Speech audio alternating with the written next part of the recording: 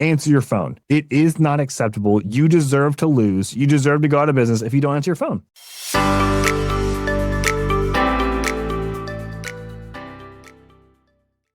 I'm Dave Sullivan, and today John DeLaurier and I talk about why roofing companies stay stuck, what the best contractors are doing differently, and how to build systems that actually help you sell more work.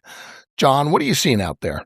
So I'm recovering from Achilles surgery, so I haven't been to shows in a little bit, but my team has. And I went to a ton of shows last year. But overall, some people are winning. Some people are struggling. Some people are growing massively. Some people are chasing storms. Some people are doing really well with retail. It's kind of all over the board. Some people, there's a theme of like, nobody's working, but I see a lot of people that are really doing well. And the roofing industry is no different than any other industry. There are people that are really focused on being forward thinkers, moving how to serve their customer base, how to set up systems. Do they care about technology? Do they care about the three-legged stool? Are they trying to sell work, do work? Are they keeping score? It really hasn't changed. There are good years, there are bad years. It basically just means, is it easy to sell this year or is it more difficult to sell this year? That's what I'm seeing. In almost the 10 years that I had my roofing business, it was just like that. Some years it was like shooting fish in a barrel. Some years it was like I couldn't catch a fish. So I just thought of that off the top of my head, Dave. That's pretty good. I see it all over the place. Some of our customers are really doing well. And it is hard for me to say, oh, it's a slower year. I know that it's definitely been slower with material being ordered, but people that are trying to actually think ahead and be forward thinking, they're winning. I agree. That's what I'm seeing. I'm seeing definitely fewer roofs going on every year this year. We can see that by searches are down, material manufacturers, we can see all those numbers. So there are fewer roofs. So the pie is shrinking. You just got to go out there and get a bigger piece of that pie. And you got to have a strategy to go do that. And what we're talking about, the guys that are successful have figured it out. And I really think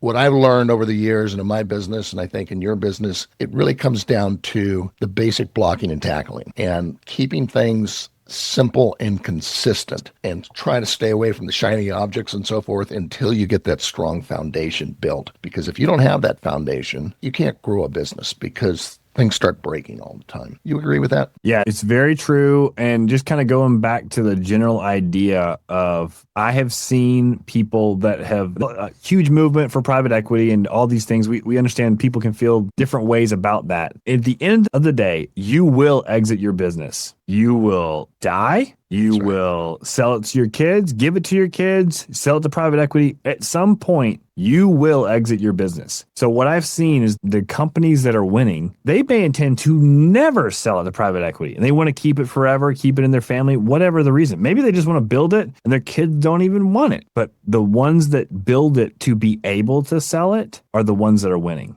because of all the things that you have talked about for years and years and years. If you have the systems in place, then your customers have a better experience. They write more 5-star reviews. You get lower cost leads because you're all over the place, not just online, but everywhere else. And you're able to not just survive, but thrive. So all this talk of, if you're thinking, I don't never want to sell to private equity, they're destroying the industry. You better build your business to be able to sell and pay attention to those things that those companies are looking for. And that is SOPs, standard operating procedures for every role in your business. If you do that, it's not sweating on a roof. It's not driving and talking to customers. It's a different type of hard work. If you do that, you are way more likely to succeed. If you understand your numbers and really know them, you are way more likely to weather the storm of slower years. It's over and over again. I see it. People that, I don't need a coach, I don't need a good CRM, all those things, they're the ones complaining because they're struggling, because they didn't value those things and they still don't value those things and they still struggle. Is it something that you have to understand that roofing is behind every other industry? HVAC, all those mechanical, they're behind. All those successful businesses do exactly what I'm saying. They prioritize taking care of their customers. They prioritize getting Google reviews. They have tens of thousands of reviews. It doesn't happen by accident. You have to be intentional about all of these things so that you can weather storms like slower years like the past couple of years. We always say from day one, we build to sell. As you say, it doesn't necessarily mean you have to sell, but that's how you build out a successful company one way or the other. And there's reasons for that. And it's a step-by-step process. And the things that they want to see, just as you said, well-run businesses, solid,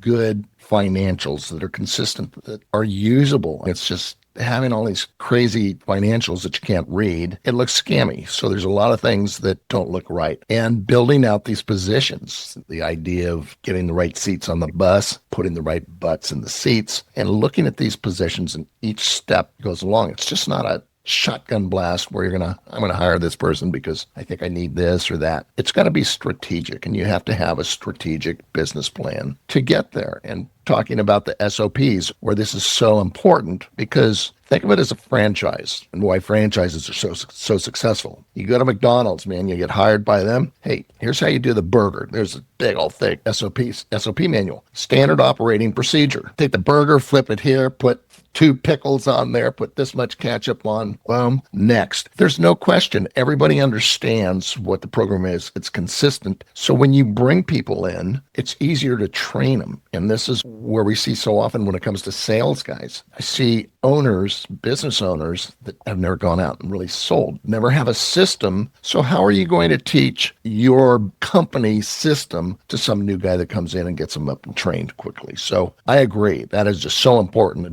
build to sell, because most contractors, by far, they think their business is worth all this money. Oh, I've got all these customers and all of this, and I've got a bunch of old roofers out there and a bunch of old trucks. That has no value to an outside buyer. When's the last time you took a 2-week vacation? I always look at that. Now, can you take a 2-week vacation from your business and not have to be on the phone all the time and it still runs? Now, if you can do that, that's a pretty well-run company. But if you can't do that, you don't have a business. You have a job. That's a totally different thing. So you have to get out of that mindset and build a business in a strategic way. And this is what we talk about on this podcast every week. Build this out, because most people will never sell their business. They just get to the end. They're all beat up. They think their business is worth all this money. Can't find anybody to sell it and just close the doors and walk away. That's it. That's where most of the industry is by far. You are making my day, because literally my friend is calling me on my phone, who called me about 2 hours ago, and he knows I love small business, and he's like, you should invest in this business. I Dave Sullivan that guy, because he's probably going to watch this and be like, I can't believe you said that. All right, it's a concrete business. It's local to the Savannah area. He's grew up in Savannah. Everybody knows this guy. He's 71 years old. His son was the general manager. His son does not want to take over the business. I wonder why. Let's think about all those things that you're saying right now. I wonder if maybe there's no systems, there's no SOPs, because he lives in $1 million house. There's obviously money over time. The proof is in the pudding, is what my friend always said. Great. Let's talk about it. What's the name of the business? I don't really know. And he started listing off a bunch of letters. And I was like, okay, you've known this guy for 20 years. You don't know the name of his business. There's no online presence. There's no way to find him. Yeah, but he poured my concrete for my driveway and he poured my concrete for my friends. Great. So how do I find this business? I don't know. That's great. He's 71. He wants to retire and go do X, Y, Z. Great. Those are all fine things. Just what you were saying. It would be great if there was a general manager. It was his son, and his son's leaving to go run another business somewhere. Okay, so there's no people. There's no processes. There's all this equipment, and there's these crews. I said, so who runs the crews? They're loyal to him. Okay, so when he leaves, he's going to stay on for a year or two. Is it a year or is it 2 years? And what happens when he leaves in a year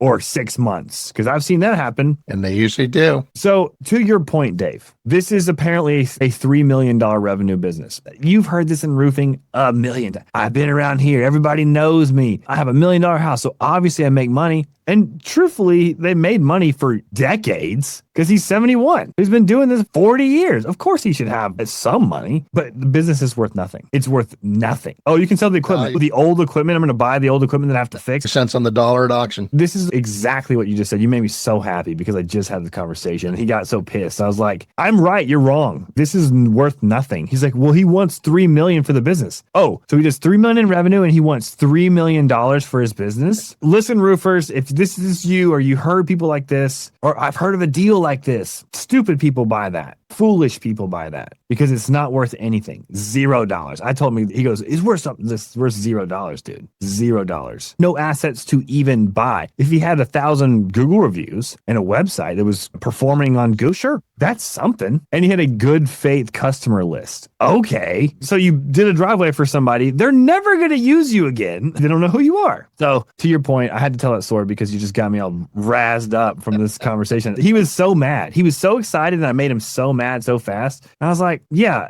I'm not investing in that at all. It's not happening. If you want, I'll have more conversations and then we'll have really hard conversations about how it's worth nothing. And then to your point, he's 71 years old. He will sell his house. He will get nothing for his business. That crew will go nowhere. He will sell the equipment for nothing. And then that will just float off into the ether. When he could have had probably easily, if he did just some things right, he probably could have gotten $1 million. Yep, definitely. Everybody says, oh, there's all this goodwill in this business. That's a bunch of crap, first off, because there's just as much bad will as there is goodwill. So you've got all these guys. Maybe this guy's got a 3.2 rating on Google because instead of all these great customers, there's all these guys running around talking crap about them. Or you got all this warranty work that's sitting out there, all this liability. You have no idea. And I see this when these guys buy these companies and I go, well, why don't you bring me in on the deal before this, okay? Because I can see right now, you don't want these people hanging around. They're not going to do you any good. It's going to be a problem. So anyway, that's an interesting conversation, but you got to start there. So you got to have that mindset that we're going to build to sell. And you need to understand, I don't care if you're selling roofs or selling shoes, you are a business person. You're in business and it doesn't matter. And if you don't understand business, go sell roofs for somebody else and make a good living. Risk all of this stuff. Well, that's good stuff. What I want to talk about today, I think, is taking a look at some of these things and how we can smooth out these businesses and going from all of your experience, my experience, seeing what we see. Why are these companies stuck? They just can't get out of their own way and they just can't grow their business or grow it profitably because you got to grow it profitably. You got to make profit. We're more concerned about making profit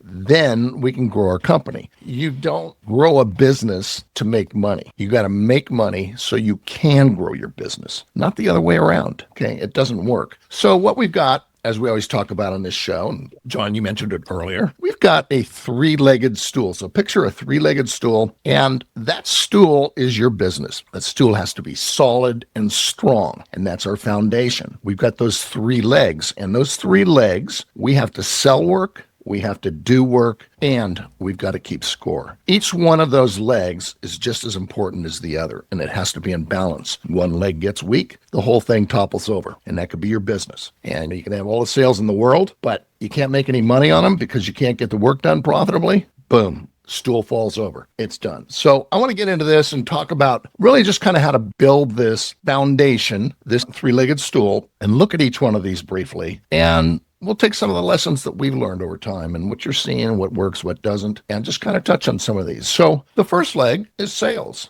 because nothing happens until somebody sells something. But you can't sell anything until you've got a lead. Somebody wants to buy something, so you got an opportunity. So let's just start with that. I don't want to get into the big whole thing about what's lead generation and so forth, but you had some interesting comments. So we're talking about you can take generally you take 5% of your sales, and that should be what you're going to spend on marketing, whether that's right or wrong. But if you just take that as a baseline, so you got $5,000 a month. What are you going to spend it on? Okay. And most people just hire an agency and say, okay, just dump it into Google. They don't understand what's going on, where it's going, what's happening. But all they do is just bitch because it doesn't work. And then they go to somebody else and they do the same thing rather than taking a look at this and taking charge of their marketing. But a lot of this stuff you don't have to spend money on. It's the basic low-hanging fruit. And that's where we want to start. What do you think of that, John? And what are some of your thoughts on getting going or really doing the things that most contractors don't do? And this is your starting point. This is part of your foundation when it comes to lead generation. All right. So sales, the selling work part is connected to marketing, like we're talking about. You have to have leads. Everyone's always asking for leads all the time. It's never ended. For 15 years, I've seen it. How do you get any leads? 30.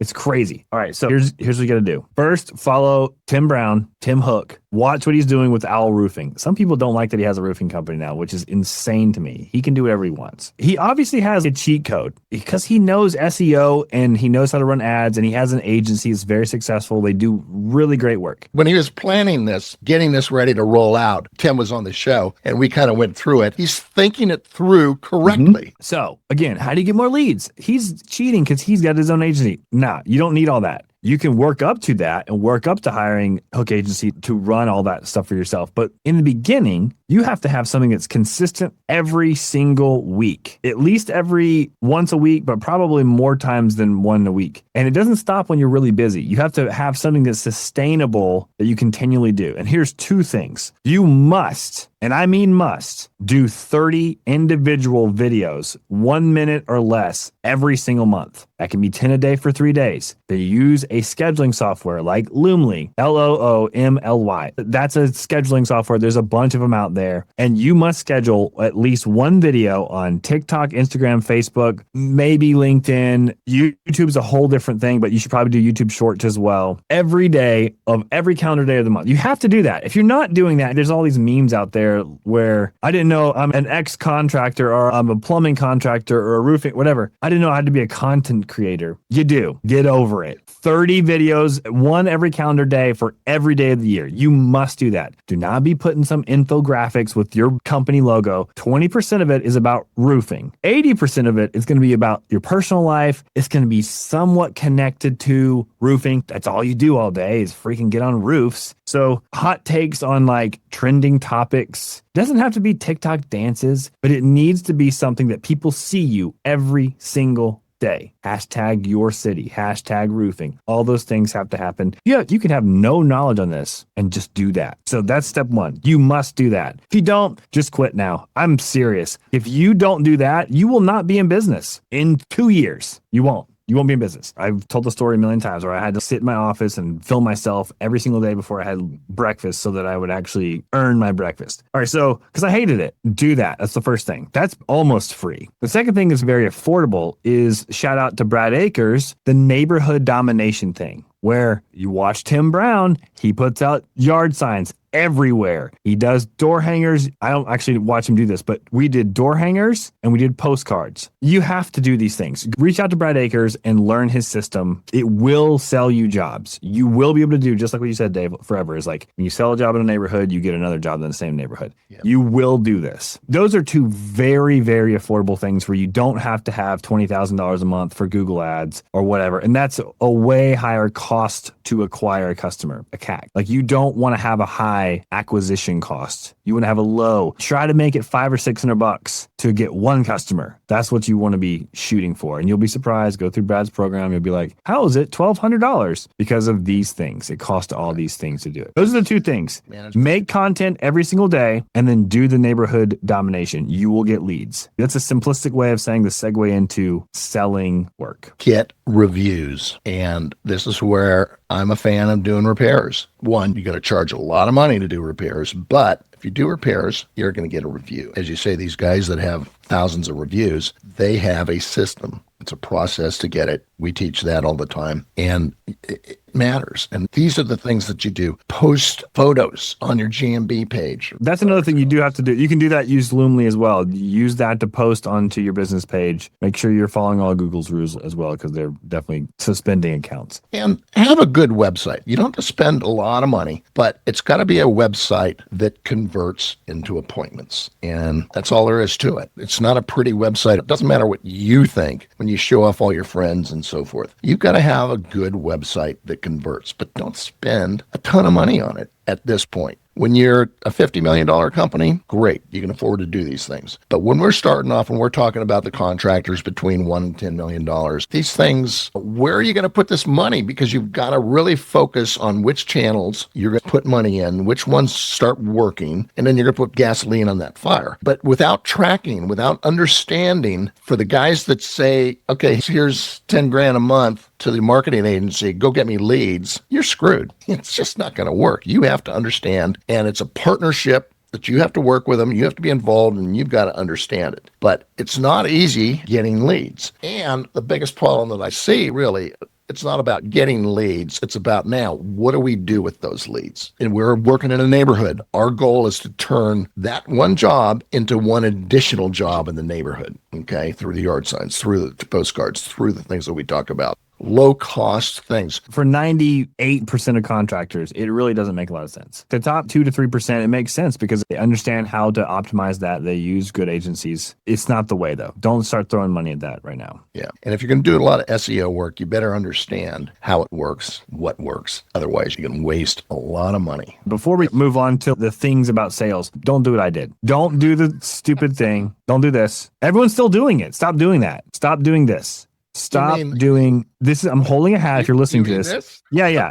Don't do what Dave did either. All right. If you're listening to this, I'm holding up my second or third version of my roofing hat. I can't even say DeLaurier right. That's not even how you say it. It's a French Canadian name. You can't spell it. You can't say it. It's like every other roofing logo ever. The reason Owl Roofing is so smart is because there's like a very funny way to go, who? Owl Roofing. And it's 3 letters, OWL. There's no one else that probably has Owl Roofing in the country. Think of something super unique. If you search my stuff enough, you'll find out I actually have a trademark on something that is pretty good that I recommend a trademark attorney so you don't get sued like I did. Learn from John's mistake. Yeah, learn from my mistake. And don't think that because you own the LLC, the URL, there's no trademark on the item that you're not going to get sued, because there was no trademark on this item and I still got sued. So learn from my mistake again. All of the marketing stuff we just talked about, the neighborhood domination and the logos and everything you have on your vehicles, make sure the brand's actually unique. Make sure that it needs to be different than your competitors, especially if you're in Dallas or Denver or Minneapolis.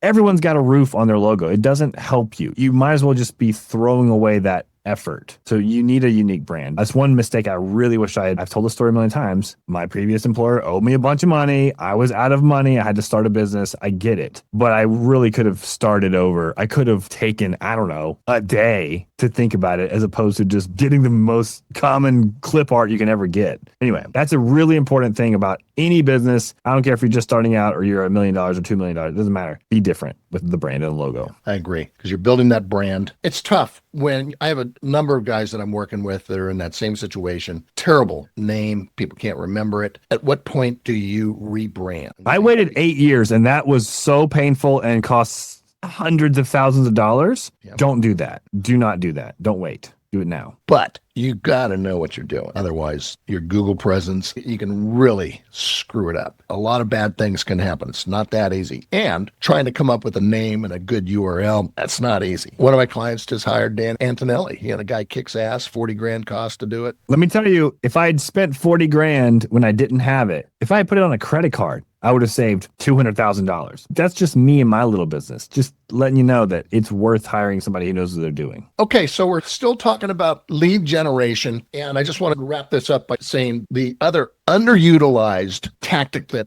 most people don't do is referrals. They just don't have a referral program process. I'm not talking about necessarily you get $50 if you refer the customer and so forth. There's pros and cons to that. But to have a system where you're asking for referrals, that's your best source of business. You're going to close the highest rate. That's why we do the neighborhood domination. Those are coming from referrals, but you have to ask consistently. And still, you have to keep top of mind, okay? Because I always use this example. I have this guy doing my garage doors all the time. Finally comes down, I got to replace them. Here's the big job, right? I can't even remember who the guy was. And he's out there all the time. But I just forgot, okay? If you just kept in touch, whether it be just a postcard, something like that, top of mind, or your friend asks, hey, you know any good roofers? Yeah, I got this guy, he did my house, but I can't really remember. So being out there, and what I like to do is, let's say 6 months or a year. Hey, it's your roof's 1 year anniversary, okay? Birthday. Boom, here's something, here's a coffee cup, or here's a box of brownies. Just want to thank you for putting your trust in us, because our business is built on our reputation and our referrals and our 5-star reviews. So if you could keep us top of mind in any of those that you haven't done, if you haven't done a review, please help us out. Boom. 1 year later, okay? Things like that. You were just reaching out and you were telling me about the handwritten note that you've been working on here today. Yeah, so Dope Marketing's got handwritten notes. I'm holding them up if you're not watching. A bunch of these, you hear that? Those are a bunch of handwritten notes I made today. James Gillespie's our head of growth. We're doing something different. That's Think Different. There's a whole book on that with Mike McAllowitz. Doing something different. It's not using machines. It's very clear. We're using Sharpies. We're not asking for anything. We're just reaching out to prospects. You should be doing that with your existing customers and prospects. I also want to shout out, I just did a podcast on my podcast with Matt Danskin, Restoration Referral Partners. He has a very unique process for insurance agents. You need to reach out to him.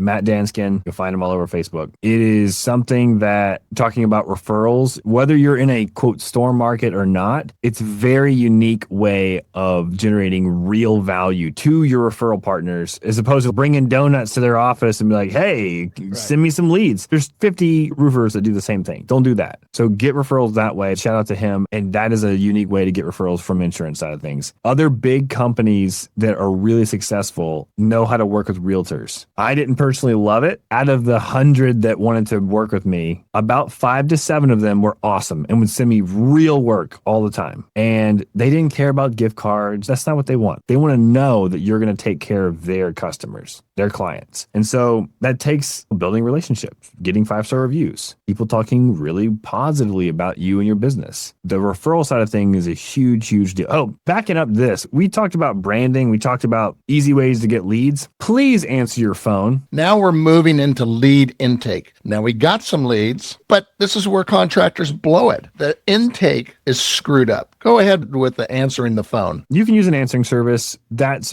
okay. That's a B- in my opinion. I use an answer service forever. At least someone is answering your phone, for the love of everything. I can call 5 roofing companies in my market right now, and they will not answer their phone, and they deserve to be losing. And who I'm talking about. I've called you, and then I message them later, like, dude, answer your phone. I would call from a random number. They would answer their phone. This is insane. Answer your phone. It is not acceptable. You deserve to lose. You deserve to go out of business if you don't answer your phone. I immediately called. I actually tried to find somebody one time in a specific home service. I needed this for myself, and I called 5 people before one person answered their phone. I'm like, all right, I'm going to start that business right now, and I will destroy them all. So we like SMA. I used SMA. Kathleen was amazing. They have well-trained virtual assistants. I don't know what the number is now, $3,500 a month. There's no payroll tax. You don't have to pay for office supplies. They're super friendly. They're dedicated to your company. They understand your process. If you lead them correctly, they will do exactly what you want. They will follow scripts. Someone will answer your phone every business minute if you want that to happen. That's the lowest bar. You've got to do that. If you're not ready to financially support a full-time inside sales rep who answers the phone, or a receptionist who answers the phone in your office, totally get it. That's going to be way more money. It's probably not a good idea, because even if you hire SMA, they go on vacation, like Kathleen would go on vacation. I tell her, going, oh yeah, you want to go to your wedding? Yeah, sure. All these things. Yeah, absolutely. They have a manager that understands your SOPs and will answer the phone. So you never have to cover the phones. So answer your phone. You got to do that. You have to respond to every lead source 24 hours a day, 7 days a week. You have to do it. How do you do this? You got to have all the systems in place to do that. You're paying a lot of money for these leads, a lot of money to get these leads. And you're throwing them, half of them in the garbage can, and you don't even know it. That's the thing. Oh, they'll just leave a message. You're getting calls, or they're calling you on a weekend. We run tracking, and we can see when they're getting their calls and so forth. Yeah. And it's really surprising of the people that call after hours and on weekends. It's very high percentage. If you don't think it is, like, I'm getting no leads, 5:07 p.m. Your receptionist is out the door. You're lost. You better have something in place to answer the phone. So the next step, Dave, we all know this. People talk about it all the time. AI agents.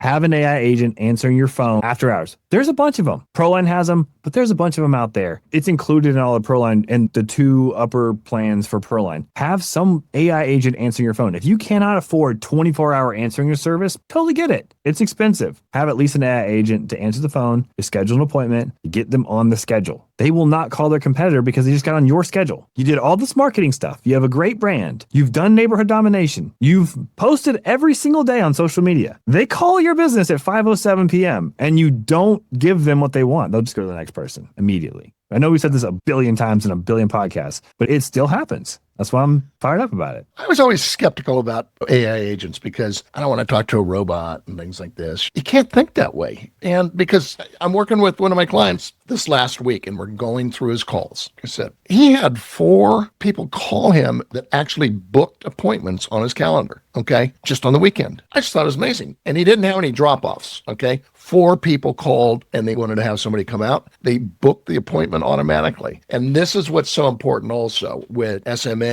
You take the call, pre-qualify it. If it's in your ideal prospect range, they are going to book the call and get it lined out. If you say, I'm going to have an estimator give you a call back, you're screwed. It's amazing. These are the basics that we're talking about. If you do all of these things, you will win. If you don't, it's not going to happen. That's what's amazing to me. You've got to convert. The first sale that you're making is in the booking of the appointment, the conversion. Call comes in, you better book that time. Whatever it is, you better have a system. And that's where the scheduling is so important. We go through this all the time, John. Get that appointment booked. You've got to have a system for how's that going to work with your sales guys or whatever. Figure it out. That's what I do. We sit there and go, okay, let's think this through. What do you have to work with? This is what we're going to do, but get that appointment booked. Step 1 in our building our foundation. Plain and simple. Got to answer the phone. Got to do it. Yes. Not just answering the phone. So I say on top of that, because it's after hours and things, maybe they don't want to talk to an AI agent. Whatever. Doesn't matter. They get on your website.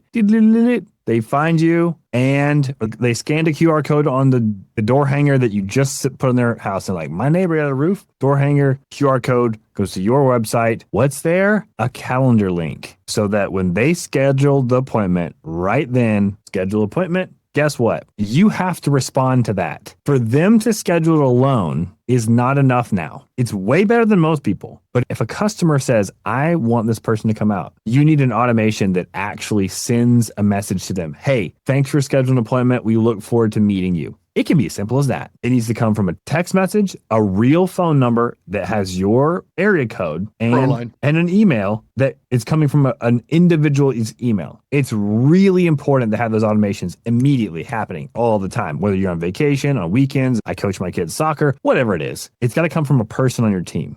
And I guarantee you that person's not canceling the appointment. They're not going to. They already know your name, that you've already texted them, you've already emailed them, you provided everything they want. You have the ability to solve their problem. And there is no reason for them to schedule anyone else because you are coming. They may have forgotten your name. They may have forgotten your company's name already. It doesn't matter. They feel seen and heard, and you provided the sale that you just talked about is scheduling that. That's the first sale. Did you schedule the appointment when they reached out to your company? And let me add to that where you mentioned where you got to know who is coming out to the house. Okay. This is so important. We're talking about the pre-sale. So we just don't show up and assume they're going to be there. No, we send reminders. And every time you send a reminder, we've got a new touch. And so what we're doing is here's the salesman's face, a little bio or video. I know that you do videos. Hey, I'm John, and I'm going to be your salesman. And let me just explain to you how the process works. This is what I'm going to do. I'm going to come out. I'm going to look at the roof. We're going to talk, blah, blah, blah. And these are the questions I'm going to ask you. By the time they get out there, the job is already half sold because they know who you are. You've already built that trust. And how many times have you gone out to a job where they go, who the hell are you? I don't remember calling you. Okay.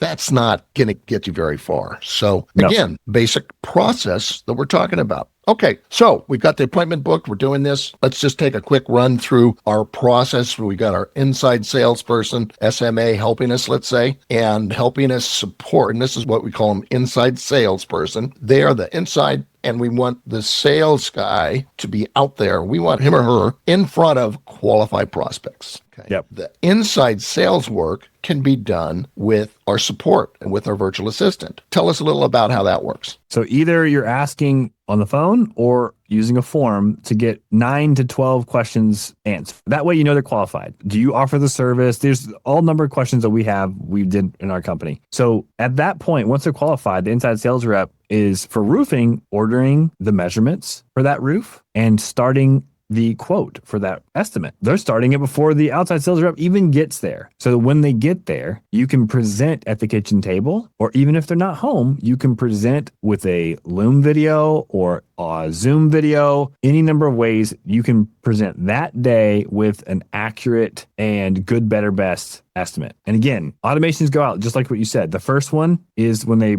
appointment scheduled, you have an automation. Shortly after, before the appointment happens, you send, hey, I'm John. I'm going to be your inspector today, your salesperson, whatever you want to call it. We have all the templates built out. Watch this 52-second video on what to expect on inspection day. And we have that video in a link, click, text, and email. That way, to your point, the job's already half sold because you open the door like, hey, John, I knew you were coming. I saw your video. This is all very important as a setup because as you do your inspection, they already know who you are as an individual. They know your company's name. They know what you're going to be doing, whether they're inside working from home or they're snooping outside sitting in their lawn chair. They already know what you're going to do. You do exactly what you say you're going to do. Very important. You provide a proposal or a quote that tells the customer's story, not your story, not your company's story, their problems on their roof. You're providing solutions for those problems. Problem, solution. You are doing this and the customer already expects. First of all, they know you drove up not a jacked up truck, but a truck that's clean and wrapped. They know that you're going to be a premium service already because just the way that your brand is presenting. You're in collared shirt. You're not wearing your hat backwards and you're running up. You're showing them that you are a professional. They know you're going to be expensive. I'll just say that straight up. They know you're going to be premium.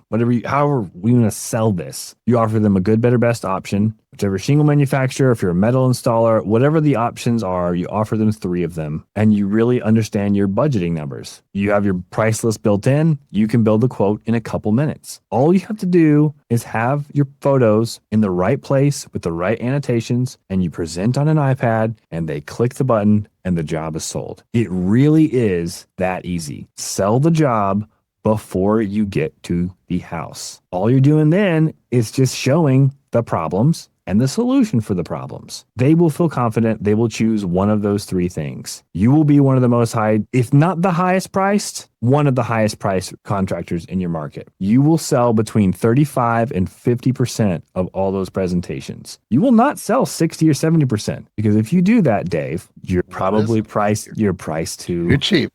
So somewhere in that range is what you will do. And that's the first leg of the 3-legged stool. I love it. I'm just going to add one thing, of course. But if you don't do this, okay, because just like what John's saying, we're talking about close rate, okay? Your close rate sitting down at 10%, and because you haven't built any trust. Or worse, at 80%. Worse is 80%. Worse is 80%. Well, that's true. Because then you're literally going into debt. Yes.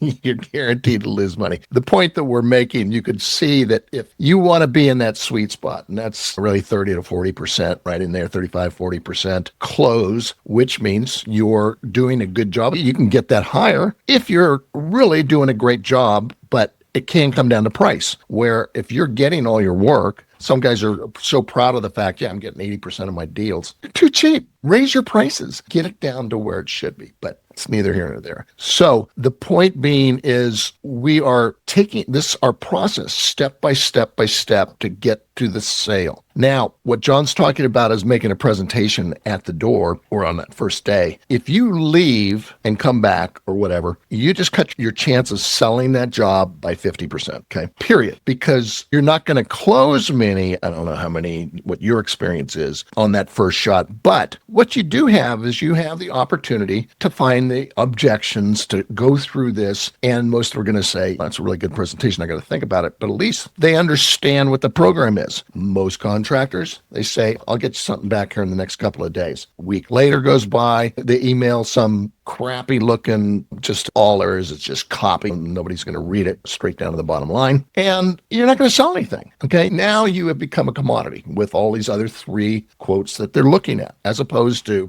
all of the things that we're talking about. It doesn't cost us any more money. None of these things are expensive. If you do that, you will convert more. You don't need as many leads now because we're closing more. So simple, but it's got to have a process. And again, I'll come back to when we get time to sell our business, whatever. We've got this process in there. It's successful. We've tweaked it. Boom. This is the way that we do it every time. That's a real business. Okay. And that's how you do it. And that's how we're talking about the guys that are winning and the guys that are losing. Okay. So that's our first leg of the stool. Got to generate some leads, go sell some work.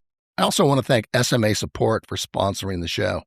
If you're overwhelmed trying to juggle phones, follow-up, customer communication, and CRM management yourself, SMA helps roofing contractors organize that side of the business so things stop falling through the cracks.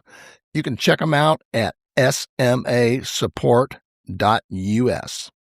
Next week, John and I get into the next two legs of the stool, doing the work and keeping score, where most roofing companies really start losing money. We'll see you then.